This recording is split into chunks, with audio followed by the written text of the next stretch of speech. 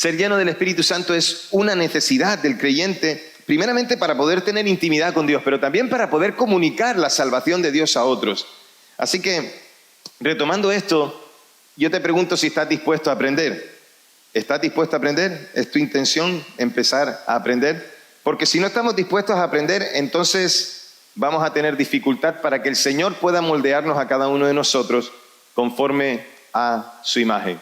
Si nosotros no nos dejamos moldear, si nosotros no nos dejamos enseñar, entonces difícilmente podremos ver cómo Dios obra en nuestras vidas.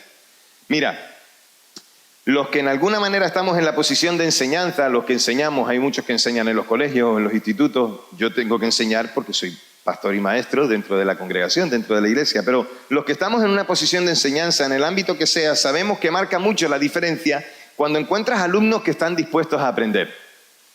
Cuando tienes gente que está dispuesta a aprender, es mucho más fácil enseñar. Pero evidentemente, si eres un buen maestro, siempre harás lo posible porque tus clases sean amenas, porque sean divertidas, porque sean atractivas y que puedan estimular el interés por el aprendizaje en aquellos que están como alumnos. Eso es importante, ¿verdad? Entonces, necesitamos estimular eso. Y también es importante mostrar interés por cada persona en particular y por sus necesidades. Por eso un maestro sabe enseguida quién está dispuesto a aprender y quién no. También en los discipulados nos damos cuenta quién está dispuesto y quién no. Pero aún así, os perseguiremos. Y lo haremos con gusto. Una de las características de un discípulo, y esto apréndetelo bien, escríbelo, apúntalo en tu Biblia, en tu blog de notas, tatúatelo, me da igual. Pero una de las características de un discípulo es que debe ser enseñable. Tú tienes que dejarte enseñar por el Espíritu Santo, tienes que dejarte enseñar por Dios y no puedes decir en ninguna manera ya lo sé todo o ya aprendí muchas cosas y no necesito ayuda. Porque cuando decimos no necesito ayuda estamos mostrando todo el orgullo y toda la soberbia de nuestras vidas y además pensando que nadie tiene nada que enseñarnos. Debemos ser humildes en esto. Todo hijo de Dios ha de tener la disposición de aprender lo que Dios le quiere enseñar a través de la palabra. Todo. Por eso todos en la iglesia o todos animamos a la iglesia a que puedan participar del discipulado y aprender del Señor. Y todos venimos de contextos diferentes, algunos de no creer, otros de creer en otras cosas y otros de otras iglesias evangélicas que nos enseñaron de una manera, pero tenemos que dejarnos enseñar por el Señor. Y el Espíritu Santo nos quiere llevar a la obediencia a su voluntad. Por eso, ¿estás dispuesto a aprender? Tenemos que hacer la voluntad de Dios y esto no se hace de cualquier manera. Si hemos decidido seguir al Señor, entonces si hemos decidido aceptar su perdón, y eso implica que estaremos también dispuestos a hacer aquello que el Señor nos pida. Si yo estoy dispuesto, entonces el Señor lo hará. ¿He recibido su perdón? ¿Me he arrepentido, he recibido su perdón? Y entonces estoy dispuesto a dejarme enseñar y a ser moldeado por el Señor. Vamos a buscar un texto en la Biblia. Venga, busca en tu Biblia Ezequiel capítulo 36, versículos del 22 al 32. Ezequiel capítulo 36, versículos 22 al 32. Recuerda que si no tienes Biblia, al salir de este lugar, te podemos regalar una, así que no dudes en pedirla. Es más, si quieres tener una Biblia para regalarla a otra persona, a esa persona que le estás testificando del Señor, entonces tampoco dudes en pasar por el stand en la entrada y pedir esa Biblia para que la puedas regalar. A los jóvenes le podéis decir a vuestros compañeros de instituto cómo tener la aplicación Bible, y a los que también no son tan jóvenes también le puedes decir. Es una manera muy fácil de tener la Biblia en un lugar que puedas leerla con facilidad. Mira, ¿estás en el versículo 22? ¿Sí? Dice la palabra del Señor. Por tanto, di a la casa de Israel que así ha dicho el Señor Dios. Yo no lo hago por ustedes, oh casa de Israel, sino por causa de mi santo nombre, al cual han profanado en las naciones donde han llegado. Yo mostraré la santidad de mi gran nombre que fue profanado en las naciones, en medio de las cuales ustedes lo profanaron. ¿Te fijas quiénes fueron los que profanaron el nombre del Señor? Su mismo pueblo, ¿eh? Y sabrán las naciones que yo soy el Señor cuando los restaure.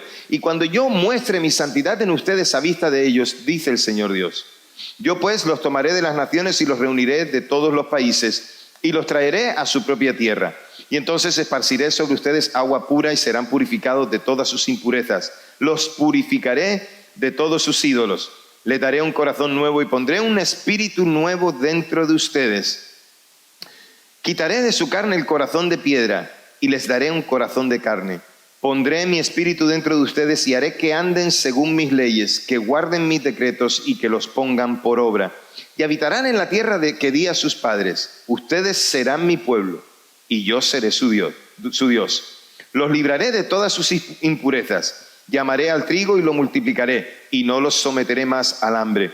Multiplicaré asimismo el fruto de los árboles y el producto de los campos para que nunca más reciban afrenta entre las naciones por causa del hambre. Entonces se acordarán de sus malos caminos y de sus hechos que no fueron buenos.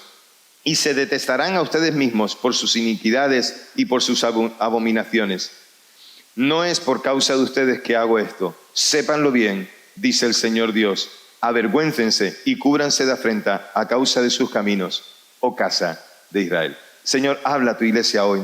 Señor, que tu Espíritu nos hable a nosotros y que nosotros podamos responder a lo que tú quieres hacer en nuestras vidas. Para que, Señor, podamos agradarte. Queremos ser llenos de ti. En el nombre de Jesús oramos. Amén y amén.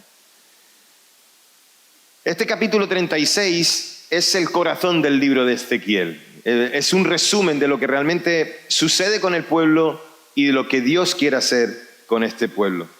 Entonces, si hacemos un resumen de los versículos de todo el capítulo, podemos ver hasta el versículo 18, podemos ver que Israel lo que hace es ofender a Dios haciendo derramamiento de sangre y también por medio de la idolatría. En el versículo 19, todo eso que ellos han hecho tiene una consecuencia y eso significa castigo. Y el castigo que tiene Israel por esto es exilio. Son deportados, llevados desde Israel a otros pueblos como esclavos y en servidumbre. Entonces después, hasta el versículo 24, vemos que el Señor no les dejará allí. Les da la promesa de que regresarán a su tierra. Del 25 al 28 dice que los purificará, los transformará y que ellos les seguirán por lo que Él hará en ellos y alrededor de ellos. Hasta el 38 entonces dice que la tierra y su pueblo florecerán nuevamente, darán su fruto. Y en el 36 específicamente dice que las naciones vecinas sabrían que el Señor había obrado, que Yahvé había obrado. Entonces, ¿por qué debía regresar aquel pueblo del exilio? ¿Por qué Dios haría esto para aquel pueblo que había sido pecador y que había atentado en su relación con Él? Pues es muy claro, no tenía nada que ver con los méritos del pueblo. No tenía nada que ver con que el pueblo se comportara bien, obedeciera e hiciera que la ley se cumpliera en su corazón. Nada de eso. Tenía que ver con el deseo de Dios de que su nombre no fuera pisoteado. Y esto es interesante porque Dios se da a conocer como Dios por encima de lo que los hombres puedan llegar a hacer, lo que los hombres puedan llegar a dar. Dios es Dios.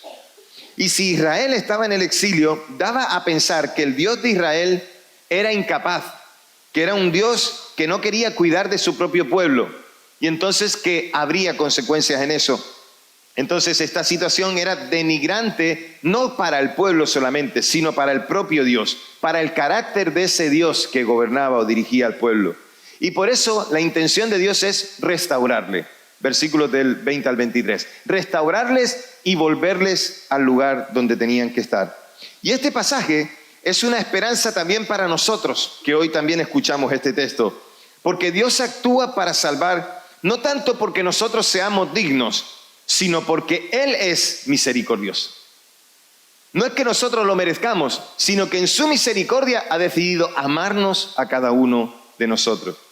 Dios le dice entonces a Israel: mostraré mi santidad a las naciones por medio de vosotros para que todos sepan quién soy, que yo soy Yahvé, que soy Dios. Es decir, lo que haré, lo haré por mi nombre y para que yo sea reconocido por ustedes y por las naciones de la tierra. Os llevaré de vuelta a vuestra propia tierra y hará algo, os purificaré. Y entonces dice ahí ese versículo que nos habla acerca del agua pura que será esparcida, y esto es una acción de la parte ceremonial del culto en Israel. Y el agua simbolizaba la limpieza de sus almas contaminada por el pecado. No el agua como limpieza total, sino que simbolizaba la limpieza por el pecado. Y el agua solo puede lavar nuestro exterior, solo puede limpiar lo que nosotros tenemos fuera en la piel. Pero el agua simboliza aquí el papel santificador del Santo Espíritu de Dios. Y esto está relacionado con la sangre de Cristo que limpia el corazón. Así que la sangre de Cristo limpia por la fe nuestras conciencias de aquellas obras que hicimos mal y entonces nos purifica de la contaminación del pecado. La sangre de Cristo hace esto. Pero el corazón de piedra que menciona el texto, el corazón de piedra por un corazón de carne, no se refiere a la flaqueza o a la corrupción, sino que, como enseñan en otros textos bíblicos, ¿no?, que dicen que la carne se refiere a eso, significa aquí que la naturaleza fría y dura como una piedra del corazón de aquel pueblo sería reemplazado por una espiritualidad cálida y viva. En vez de tener una frialdad que se podía ver porque su relación con Dios era nula, se habían dedicado a adorar a otros dioses, ahora lo que Dios va a hacer en ellos va a permitir que ellos tengan intimidad con Dios y que se note en sus vidas. Eso va a pasar. Así que todos los que tienen parte en este nuevo pacto con el Señor tienen un nuevo corazón y un espíritu nuevo para andar en una nueva vida, es decir, para andar de manera diferente. Lo que Dios les está diciendo es: haré grandes cosas para que ustedes sean atraídos por mi amor y entonces ustedes se darán cuenta de que ya no pueden hacer lo que hacían antes, sino que ahora van a hacer cosas nuevas.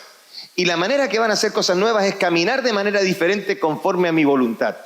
Tiene que haber una diferencia, porque el Espíritu de Dios no vino simplemente para dejar a la gente como estaba. El Espíritu de Dios vino para hacer cambios. El Espíritu Santo está en nuestras vidas para hacer cambios. No está para decorarnos, no está para simplemente decir, ahora ya tengo salvación. Nuestras vidas están llenas del Espíritu Santo para que nosotros podamos hacer su voluntad. Así que pondré mi espíritu en vosotros, dice el Señor en ese pasaje, y haré que guardéis mis leyes. Fíjate que dice que pondré mi espíritu en vosotros y haré que guardéis mis leyes.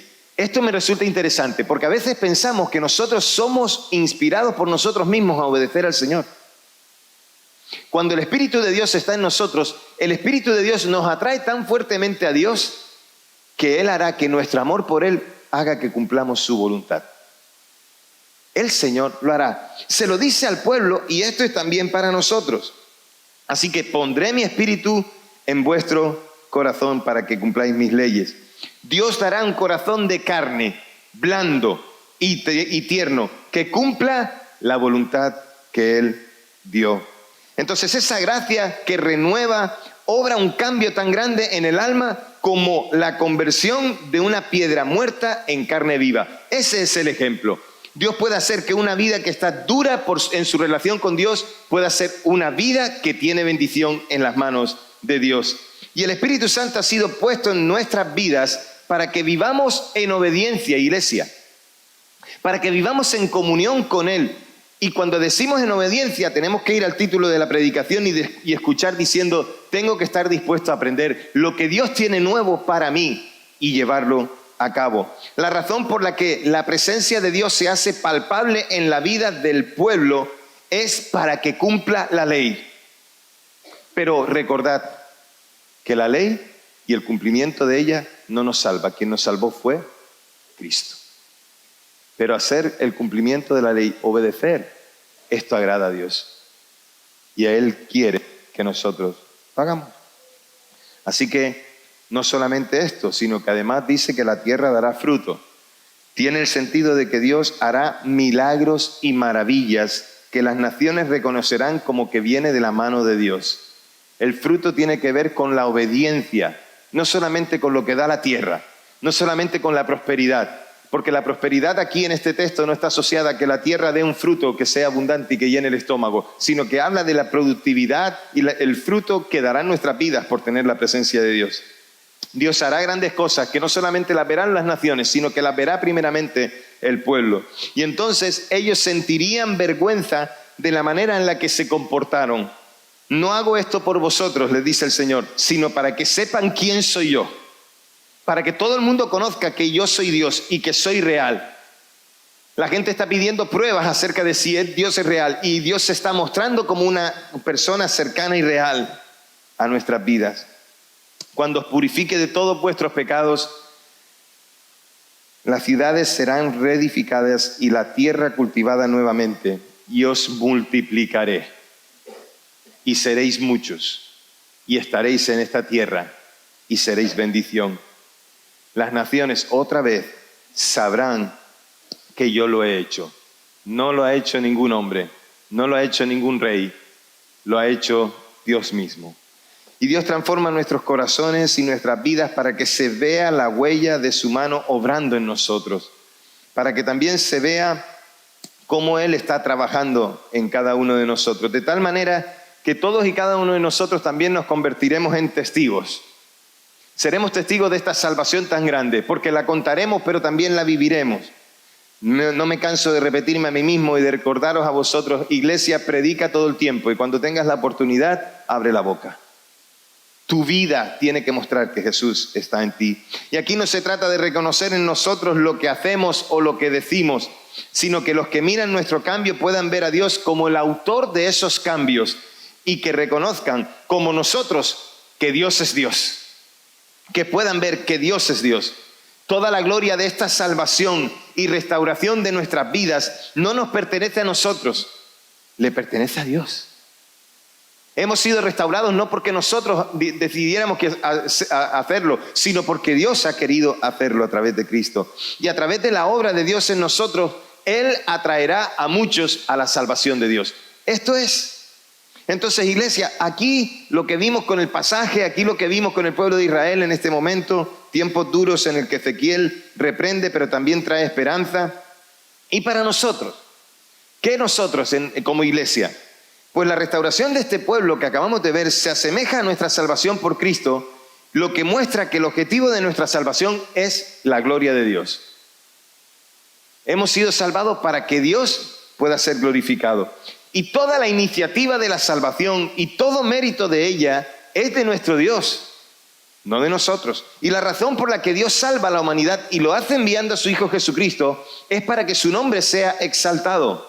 ¿Qué debemos hacer como iglesia? Debemos reconocer la misericordia de Dios por nosotros al perdonarnos a pesar de haber pecado contra Él, como con este pueblo. Dios es el autor de la eterna salvación y todas las personas tienen la oportunidad de reconocer esta salvación. Este mensaje de salvación es para ti que todavía no le has dicho a Jesús, entra en mi corazón. Quiero que cambies mi vida, quiero ser transformado, quiero ser una nueva criatura, quiero tener esperanza y quiero verte cara a cara en la eternidad. No quiero ser condenado por mis pecados. Pero si hoy no reconociéramos esa salvación, un día, en la segunda venida, todo ojo será testigo de que Dios es amor y que de Él es la salvación. Todo el ojo lo verá, los que lo reconocieron y los que no lo reconocieron. Todo para su gloria. Para que todo el mundo sepa que sí que hay un Dios. Es el Dios único y verdadero. No hay otro fuera de Él. El pecado de un pueblo contamina su tierra. La vuelve despreciable para Dios e incómoda para nosotros. Dios es santo y su nombre así lo manifiesta. Y la grandeza de Dios es su santidad. Y nada más puede hacer verdaderamente grande a un hombre que tener a ese Dios que es santo en su vida. Porque la presencia de Dios en nosotros le da sentido a la vida.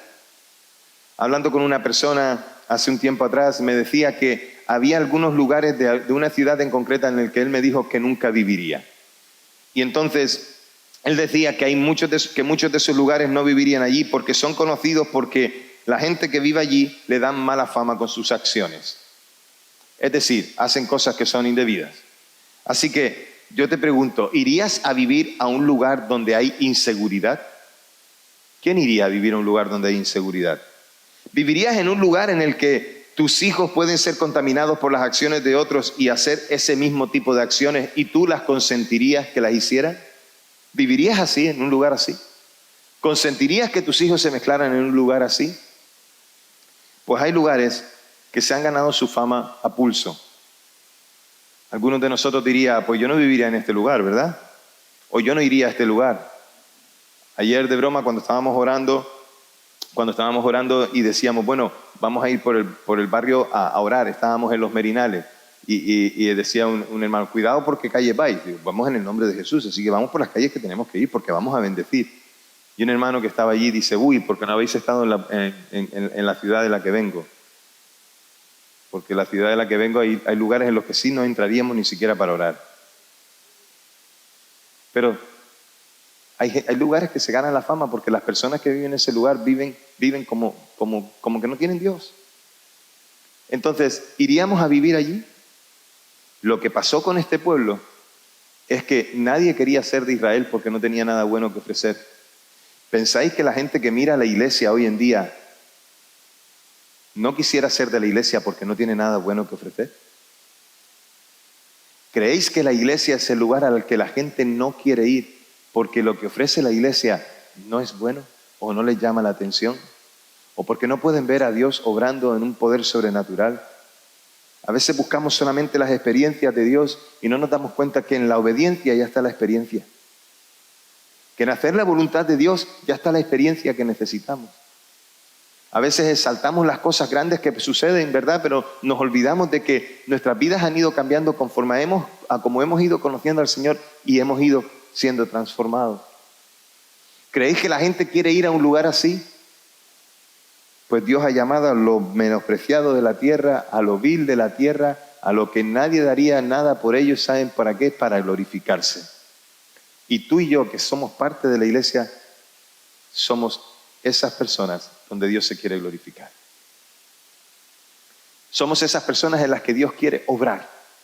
Somos esas personas en las que Dios quiere hacer cosas diferentes para que muchos puedan conocer no al pueblo, sino al Dios del pueblo. No a la iglesia 316, sino al Dios al que decimos que buscamos y amamos.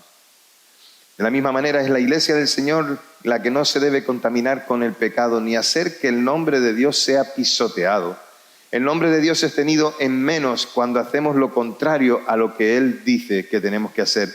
Y el nombre del Señor es pisoteado cuando vivimos en pecado y lo hacemos y no hacemos nada para remediarlo. Si el Espíritu de Dios vive en nosotros, Él quiere transformar nuestro corazón endurecido en un corazón sensible a Él. El Espíritu Santo quiere trabajar en nosotros, iglesia. Él quiere enseñarnos la voluntad de Dios y ayudarnos a cumplirla. ¿Estamos dispuestos a aprender? ¿Estamos dispuestos a dejarnos enseñar? ¿Estamos dispuestos a dejarnos transformar? El Espíritu Santo quiere convencernos de pecado. Si hemos fallado y estamos separados de Dios y en consecuencia, si estamos condenados por culpa de nuestro pecado, en Cristo tenemos perdón de pecados y libertad. Tienes hoy la oportunidad de decirle, Jesús, te seguiré. Pero el Espíritu Santo quiere también hacer las mismas cosas que haría con este pueblo de Israel en ese capítulo 36 de Ezequiel. El Espíritu Santo quiere limpiarnos. ¿Estás dispuesto a dejarte limpiar? El Espíritu Santo quiere purificarnos. Quiere quitar toda impureza de nosotros, quiere quitar toda tendencia hacia el pecado y quiere dejarnos totalmente puros. El Espíritu Santo quiere transformarnos, quiere hacernos diferente. No quiere dejarnos como estábamos, sino quiere hacer de nosotros algo especial. El Espíritu Santo quiere que le sigamos. Quiere que le sigamos, que vayamos tras sus instrucciones. Quiere guiarnos al Padre y al Hijo. El Espíritu Santo quiere mostrarnos qué han hecho ellos por nosotros. Él quiere que demos fruto, iglesia. Quiere que nosotros seamos personas que demos fruto en el Señor. Y que nuestras vidas sean reconstruidas. Igual que aquella ciudad amurallada había sido destruida y había que reconstruirla, asimismo el Señor quiere reconstruir nuestras vidas que están derribadas. Esto quiere hacer el Señor. Y Dios ha puesto dentro de nuestro su Espíritu Santo como maestro, como guía y como santificador. Y la promesa de la gracia de Dios para equiparnos para nuestro deber tiene que despertar en nosotros el cuidado y propósito constante de hacer aquello que tenemos que hacer como hijos de Dios. Dios, el Espíritu Santo, es celoso de tu vida y de mi vida. Dios es celoso de nosotros. Por eso cuando Él se exalta en medio de aquellos pueblos, por su pueblo y por sí mismo, es porque Él es celoso de su iglesia.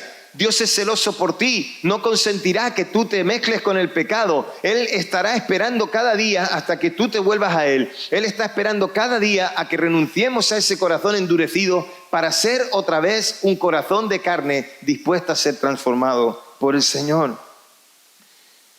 Estas son las promesas en las que todos y cada uno de nosotros, sus hijos, de toda época y de todo lugar, deben usar en oración y que sean cumplidas.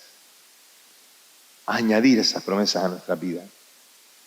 Iglesia, debemos salir de la frialdad con la que hasta ahora estamos viviendo, como si siguiéramos teniendo un corazón de piedra, como antes de convertirnos, haciendo aquello que no agradaba a Dios. Debemos anhelar la calidez de la presencia de Dios en nuestras vidas. Debemos anhelar al Señor. Debemos anhelar esta relación con Él. Hagamos que la nueva vida que Cristo puso en nosotros sea la manera de vivir que muestre que tenemos la vida que Dios ha querido darnos, para que Él sea conocido entre los que vieron nuestras penurias. Algunos vieron nuestras debilidades, algunos vieron nuestros fallos, algunos vieron cómo errábamos, cómo fallábamos, pero de la misma manera esos mismos tienen que ver cómo la gloria de Dios nos ha restaurado para que Él sea exaltado. Cómo hemos dejado a aquel caminar atrás para seguir avanzando hacia adelante. Iglesia, no podemos hacerlo si no nos dejamos enseñar, si no estamos dispuestos a aprender, si no estamos dispuestos a someternos a la palabra, si no estamos dispuestos a acercarnos al Señor, entonces estamos perdidos. Debemos acercarnos al Señor. Se puede ver el desconocimiento en el pueblo cuando habla, se puede ver el desconocimiento en el pueblo cuando vive o en su manera de pensar o a los lugares a los que va. Pero un hijo de Dios mostrará que el Señor es importante en su vida. Un hijo de Dios mostrará que no es lo que es por sí mismo, sino por lo que Dios ha hecho en él. Acerquémonos a Dios confiadamente, acerquémonos a Dios porque Él es nuestro refugio, porque es nuestra esperanza, porque Él tiene una respuesta que nosotros necesitamos hoy. Acerquémonos a Dios porque no hay otra manera. Y hacerlo de otra manera es darse golpes una y otra vez, y errar una y otra vez, y fallar, y fallar, y fallar. Pero cuando nos acercamos al Señor, Él entonces hace que todo sea diferente. Debemos estar dispuestos a aprender lo que el Espíritu Santo nos quiere mostrar para que Dios sea glorificado en nuestras vidas. Así que vamos a orar y vamos a pedirle al Señor que nos enseñe nuevamente. Vamos a pedirle al Señor, o vamos a decirle al Señor: Señor, aquí estoy dispuesto a que tú obres en mi vida. Espíritu Santo, estoy dispuesto a que tú llenes mi vida con tu presencia. Quiero que me limpies, quiero que me purifiques.